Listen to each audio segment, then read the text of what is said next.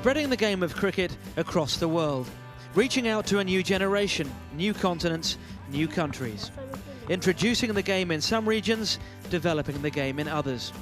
The ICC now has over 100 member countries, a figure which has doubled in little more than 10 years and continues to grow. The ICC is committed to investing approximately $300 million in the global development of the sport over the next 8 years. Outside of football, the highest investment by any international governing body.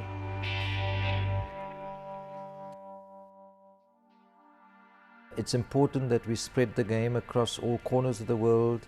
It's amazing how much interest there is in the game, so I think there's an obligation in some sense that we need to provide people with opportunity to be able to access the game. So from every respect, including a strategic objective of the ICC, the growth of the game is very, very important. Nowhere is that growth illustrated better than Ireland, a country which barely registered on the cricketing map a decade ago and which struggled for funding and facilities. ICC Europe have been brilliant since we started in '98, when we were very much just starting out and we didn't have any equipment. We had no sources of getting equipment, and a lot of that came through their development program. Times have certainly changed. Now they have a solid structure with extensive youth and women's programs, plus a senior side who've proved they can mix in the highest company.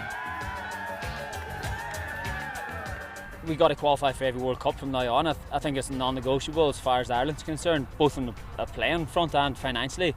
The development programme has 5 regional offices across the globe, taking the game far and wide amongst associate and affiliate countries. We have Asia, we have Africa, Europe, the Americas and East Asia Pacific, and all of those regional offices work together with the members of their region to develop education programs, facilities programs, junior development and senior development programs, as well as to facilitate lots of events and activities. Progress amongst the African nations, for example, has been dramatic. ICC has helped cricket develop a lot in Uganda, right from the grassroots through to the national team. So ICC's involvement is, it can't be quantified. With new purpose-built headquarters in Dubai, the development of cricket in the Middle East comes as no surprise to the ICC.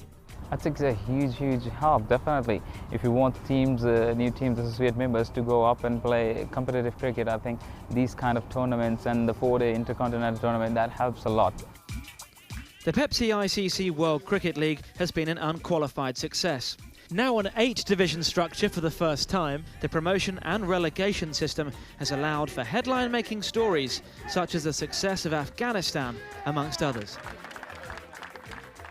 Whilst it doesn't have the glitz and the glamour of other ICC events, even a World Cricket League Division 5 or Division 6, you see the absolute passion for the game and the enthusiasm to progress, not only as far as the national team goes, but to also return home and develop the game really shows through at events like that. And the Afghan tale should inspire other nations, give hope to every associate, affiliate and beyond. It will be fantastic if that kind of growth can trigger other nations to succeed or to aspire in that kind of a fashion. And that's what we mean by the vision that we stand for in cricket, you know, to transcend borders, to get to communities, to countries across continents. It will be really rewarding if we can find more examples like Afghanistan. Meanwhile, the top associates closed the gap on the full members with the help of the Gatorade ICC High Performance Programme.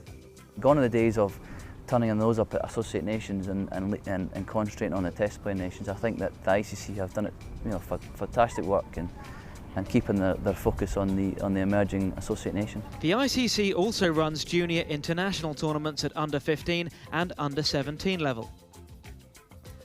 It's at under 19 level where associates and affiliates get the chance to mix with the big boys at the ICC Under 19 Cricket World Cup. The 16-team event includes the 10 full member countries, along with 6 associate or affiliate member nations, decided through a regional and global qualifying system. Women's cricket is a crucial part of the development programme too. This year saw only the second meeting of 2 traditional rivals, Brazil and Argentina. Newcomers may be, but both with ambition. Now with the new program from ICC Americas, we've been given the chance to compete. We have the America's Cup every 2 years, and then we organize tours. The profile of the women's game was also given a huge boost during the ICC World 2020, when the men and women's events took place simultaneously in front of sellout crowds. Through the PEPSI ICC development programme, cricket has now become a truly global sport. I think maybe the smaller sort of nations like UAE now, and even Afghanistan are sort of coming from nowhere, then they know it does give hope to other sides. The Afghanistan example, just the tip of the iceberg. There's been a startling amount of interest in the game. The growth has been tremendous over the past 10 years, which is about as long as the development program has now been in place. So I think we can look back with some amount of satisfaction at the growth in the game.